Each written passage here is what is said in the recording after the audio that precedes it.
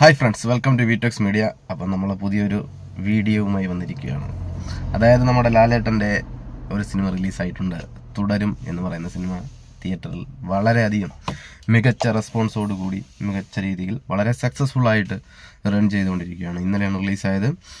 അപ്പോൾ അങ്ങനെ ആ സിനിമ കണ്ടു. സിനിമ എങ്ങനെയുണ്ടെന്ന് ചോദിച്ചു കഴിഞ്ഞാൽ മസ്റ്റ് വാച്ച് ഇൻ തിയേറ്റർ എന്ന് ഒറ്റ വാക്കി പറയാം. ഈ പടം നിങ്ങൾ മിസ്സാക്കരുത്. കാരണം മോഹൻലാലിൻ്റെ ഈ അടുത്ത് വന്നിട്ടുള്ള ഒരുപാട് സിനിമകൾ നമ്മളെ അത്രയധികം ആശ്ചര്യപ്പെടുത്തിയിട്ടുള്ള, പുള്ളിയുടെ കാലിബർ അനുസരിച്ച് നമുക്ക് ആ സിനിമയ്ക്ക് തരാൻ പറ്റാത്തത് കൊണ്ട് തന്നെ നമ്മൾ ഒരുപാട് നിരാശരായിട്ടുള്ളവരാണ്. കുറേ സിനിമകൾ ഞാൻ പേരെടുത്തൊന്നും പറയുന്നില്ല, ഈ അടുത്ത കാലത്ത് വന്നുള്ള സിനിമകൾ. അപ്പം അതിനൊന്ന് എല്ലാത്തിനും ഒരു പരിഹാരം എന്നോണം അങ്ങനെ നോക്കുകയാണെങ്കിൽ ആ ഒരു അർത്ഥത്തിൽ പുള്ളിയുടെ തിരിച്ചു വരവായിട്ട് ഗംഭീരമാക്കി എന്ന് വേണമെങ്കിൽ ഈ സിനിമ കണ്ടിറങ്ങുമ്പോൾ നമുക്ക് തോന്നും.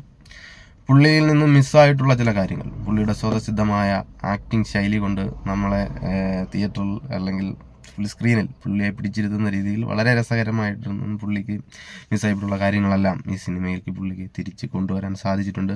അത് സംവിധായകൻ തരുൺ മൂർത്തി അവരുടെ ഒരു വിജയമായിട്ട് തന്നെയാണ് എനിക്ക് തോന്നുന്നു. സിനിമകളുടെ എല്ലാത്തിൻ്റെയും ബേസ് എന്ന് പറയുന്നത് അതിൻ്റെ ത്രെഡ്, അതിൻ്റെ കഥ ആണ്. അത് എങ്ങനെ നമ്മൾ മുന്നിലോട്ട് അത് അവതരിപ്പിക്കുന്ന പ്രസൻറ്റേഷൻ ശൈലി, അതിൻ്റെ വ്യത്യസ്തത കൊണ്ടാണ് സിനിമ പരാജയപ്പെടുകയും വിജയിക്കുകയൊക്കെ ചെയ്യുന്നത്.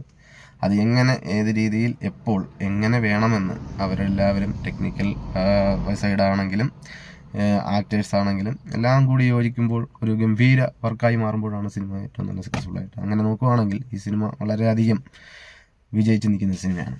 ഇനി സിനിമയുടെ മറ്റ് വശങ്ങളിലൊക്കെ നമുക്ക് നോക്കിയാൽ മോഹൻലാൽ ആണ് ഇതിനകത്ത് മെയിൻ ലീഡ് റോളിൽ വരുന്നത്. ശോഭനയുണ്ട്, മണിയൻ പിള്ള രാജുവുണ്ട്. എല്ലാവരും അവരവരുടെ റോളുകൾ നന്നായിട്ട് അഭിനയിച്ചിട്ടുണ്ട്. മോഹൻലാൽ നേരത്തെ പറഞ്ഞ കണക്ക് തകർത്തിട്ടുണ്ട്, സൂപ്പറായിട്ടുണ്ട്. നമുക്ക് പുള്ളി ഇങ്ങനെ സ്ക്രീനിൽ കണ്ടുകൊണ്ടിരിക്കാം. അതിനെല്ലാം ഉപരിയായിട്ട് വേറൊരു കക്ഷിയെക്കുറിച്ച് പറയാനാണ് ഞാൻ ഉദ്ദേശിക്കുന്നത്. ഇത് അയാളുടെ സിനിമയാണ്, അയാളുടെ കൂടി സിനിമയാണെന്ന് പറയുന്നതായിരിക്കും കുറച്ചും കൂടെ ശരി. അതായത് വില്ലൻ, നമ്മുടെ സിനിമയിൽ വരുന്ന വില്ലൻ.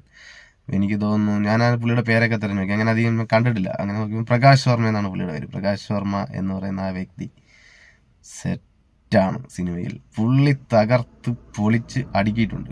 പുള്ളിയും മോഹൻലാലും വരുന്ന ആ കോമ്പിനേഷൻ സീനിലെല്ലാം മോഹൻലാലിനെ പുള്ളിക്ക് നേരെ പിടിച്ചു നിൽക്കാൻ പറ്റാത്ത രീതിയിലുള്ള ആക്ടിങ് ആണ് പുള്ളിയുടെ. ആ ഒരു ആറ്റിറ്റ്യൂഡും എല്ലാം, കാരണം അത് കഥാപാത്രം ഡിമാൻഡ് ചെയ്യുന്നതാണ്.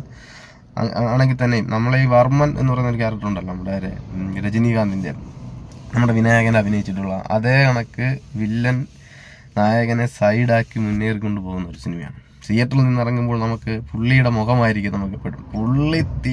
പുള്ളിയുടെ ഇൻട്രൊഡക്ഷൻ കഴിഞ്ഞിട്ട് വരുന്നിട്ടുള്ള ത്രൂ ഔട്ട് സിനിമ തീരുന്നത് വരെ പുള്ളിയുടെ അഴിഞ്ഞാട്ടം, പുള്ളിയുടെ മുഖം കാണാം, ചിരി കാണാം, എല്ലാത്തിലും നമ്മൾ ഭയപ്പെടുത്തിയിട്ടുണ്ട്. പുള്ളി ഒന്ന് പുഞ്ചിരിച്ചാൽ പോലും നമുക്ക് ഒരു ഭയം നമ്മുടെ ഉള്ളിൽ ഉണ്ടാകുന്നുണ്ട്. അതാണ് ആ വില്ലൻ്റെ വിജയം. എന്തോ ആ പുള്ളിയെ കാസ്റ്റ് ചെയ്ത തരുൺ മൂർത്തിക്ക് ഒരു ബിഗ് സല്യൂട്ട് കൊടുക്കാം. എന്തായാലും ഇനിയും വരുന്ന സിനിമകളിൽ പുള്ളി നമുക്ക് കാണാമെന്ന് പ്രതീക്ഷിക്കുന്നു. അത്ര ഗംഭീര ആക്ടറാണ് പുള്ളി, അത് ഡിസർവ് ചെയ്യുന്നുണ്ട്. ഓക്കെ, അപ്പം ബാക്കിയുള്ള വശങ്ങളിലോട്ട് പോയി കഴിഞ്ഞാൽ മ്യൂസിക്കാണ് പിന്നെ വരുന്നത്. മ്യൂസിക് സൂപ്പറായിട്ട് ചെയ്തിട്ടുണ്ട്. പിന്നെ കുറച്ച് ഗ്രാഫിക്കൽ വർക്കുകളൊക്കെ ഉണ്ട്, അതെല്ലാം നല്ല ഒറിജിനാലിറ്റി ആയിട്ട് തോന്നിക്കുന്ന രീതിയിലാണ് ചെയ്തിരിക്കുന്നത്. പിന്നെ സിനിമ ആ ഒരു സ്ലോ പേസിൽ അങ്ങോട്ട് പോയിട്ട് പതുക്കെ കയറി കത്തി കയറുവാണ്. പിന്നെ അടിപൊളിയാണ്. എല്ലാവരും തിയേറ്ററിൽ മസ്റ്റ് വാച്ച് ചെയ്യാണ്. നമ്മുടെ ലാലേട്ടൻ്റെ കുറേ നാളുകൾക്ക് ശേഷം നല്ലൊരു സിനിമ നമുക്ക് തിയേറ്ററിൽ വന്നിട്ടുണ്ട്. ലാലേട്ടൻ എന്താണ് എന്നുള്ളത് ഇനി പുള്ളിക്ക് പ്രൂവ് ചെയ്യേണ്ട ആവശ്യമൊന്നുമില്ല, നമുക്കെല്ലാവർക്കും അറിയാം. അതൊന്നുകൂടെ നമുക്ക് തിയേറ്ററിൽ കാണണമെങ്കിൽ ഈ സിനിമ നിങ്ങൾ തിയേറ്ററിൽ പോയി ഇന്ന് കാണും. ഓക്കെ, അപ്പം അടുത്തൊരു റിവ്യൂ ആയിട്ട് വീണ്ടും വരാം. അതുവരേക്കും ബൈ.